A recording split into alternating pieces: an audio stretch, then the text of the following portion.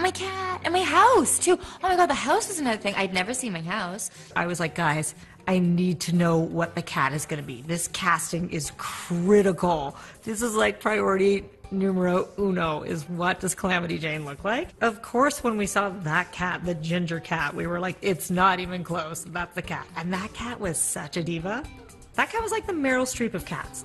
My lord does not make mistakes! Get away from her, you bitch! And Waverly shows up to fight for her girl. You want to talk homage? It's not even homage. It's just she says, get away from her, you bitch, which is right from Aliens, which is a movie you might want to see. I actually turned around to the two girls and said, how cool is this? Like, we are doing a fight sequence with 3 women and no men.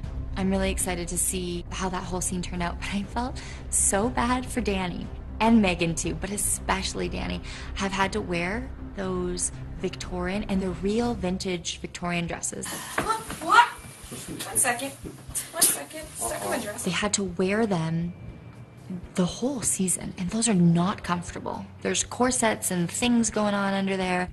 3 ladies going at it, tumbling over things, hitting each other. It's very rare that you see 3 women in a scene on their own that aren't talking about men, let alone in a fight sequence. It's just like, this is awesome, this is special, and this is the direction that we need to keep pushing. I'm Shay. Nice to meet you. Are you a friend of Nicole's? Sort of. I'm her wife. Let's talk about Nicole being married. Whoops.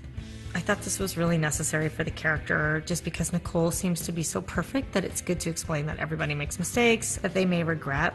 It was also really important to me that Shay not be a caricature. Like, she's not a villain, she's not a harpy, she's not a shrew.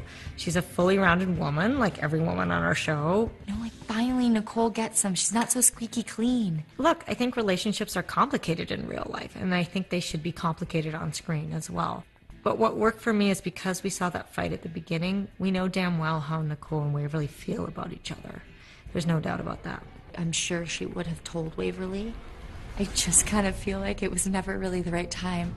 You know, it's like, hey, we're in this new relationship, I really love you. Oh, you have a demon in your body. Let's get that out. Oh, your sister's pregnant. This is a really bad thing. Oh, you might not be an herb. When was she gonna tell her? She probably should have said something, though. The cure for what ails my love. The 3rd seal. Waverly's betrayal of Winona.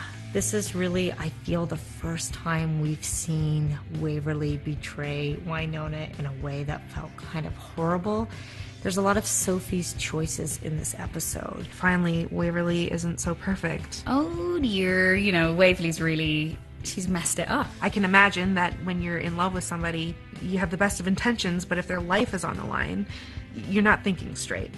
The fans aren't going to be happy with the things that I decide to do. However, I think it's so well written because I'm hoping that you will see Waverly struggle in that moment. It wasn't an accidental, like it was a thought out.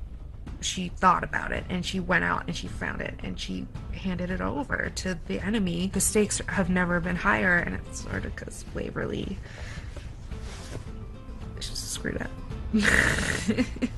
I feel like that's the truth in life and death circumstances, and that's how you feel we're getting to the end of the season, that the stakes are getting higher and the consequences are getting greater. And how about that end of the episode? Boy, goodbye, Winona. The show is now called Medley and Calamity Jane, which is fine. We're all good with that.